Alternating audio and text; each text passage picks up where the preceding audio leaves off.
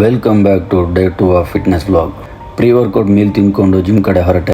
ಇವತ್ತು leg workout proper ಆಗಿ warm up ಎಲ್ಲ ಮಾಡಿಕೊಂಡು ವರ್ಕೌಟ್ ಸ್ಟಾರ್ಟ್ ಮಾಡಿದೆ. ಫಸ್ಟ್ ವರ್ಕೌಟ್ ಬಂದುಬಿಟ್ಟು 60 kg ಸ್ಕ್ವಾಟ್, ಅದ ನಂತರ 100 kg ಸ್ಕ್ವಾಟ್.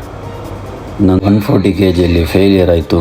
ಆದರೂ ನನ್ನ ಟ್ರೈನರ್ ಬಿಟ್ಕೊಡ್ಲಿಲ್ಲ, ಸಪೋರ್ಟ್ ಕೊಡ್ತೇನೆ ಹೊಡಿ ಅಂತ ಹೇಳಿದರು. ಈ ವರ್ಕೌಟ್ ಮುಗಿಸಿ ಬೇರೆ ವರ್ಕೌಟ್ ಸ್ಟಾರ್ಟ್ ಮಾಡಿದೆ, ಹ್ಯಾಮ್ಸ್ಟ್ರಿಂಗ್ ಕರ್ಲ್. ನಾನು ಎಲ್ಲ ವರ್ಕೌಟನ್ನು 3 ಸಟ್ಟೆ ಮಾಡೋದು. ಯಾವುದೇ ವರ್ಕೌಟ್ ಸ್ಟಾರ್ಟ್ ಮಾಡೋದಕ್ಕಿಂತ ಮುಂಚೆ ಪ್ರಾಪರಾಗಿ ವಾರ್ಮಪ್ ಎಲ್ಲ ಮಾಡ್ಕೊಳ್ಳಿ. ಸೇಫ್ಟಿ ಅಂತೂ ಮರೀಲೇಬೇಡಿ, ಇಲ್ಲ ಅಂದರೆ ಇಂಜುರಿ ಆಗುವ ಚಾನ್ಸಸ್ ಇರುತ್ತೆ.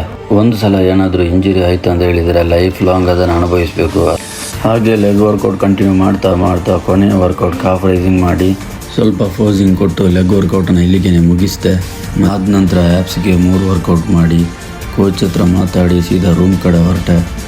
ವಿಡಿಯೋ ಇಷ್ಟ ಆಗಿದ್ದರೆ ಲೈಕ್, ಶೇರ್, ಕಮೆಂಟ್ ಮಾಡಿ. ಫಾಲೋ ಮಾಡಿದವರು ಈಗಲೇ ಫಾಲೋ ಮಾಡಿಟ್ಕೊಳ್ಳಿ.